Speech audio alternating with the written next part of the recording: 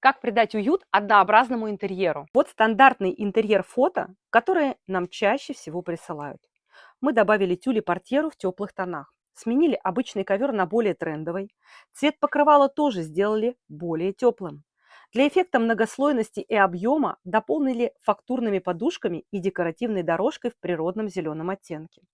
Добавили мебель и акцентные детали. И вот результат. Вот такая комната была у нас, и вот такая стала.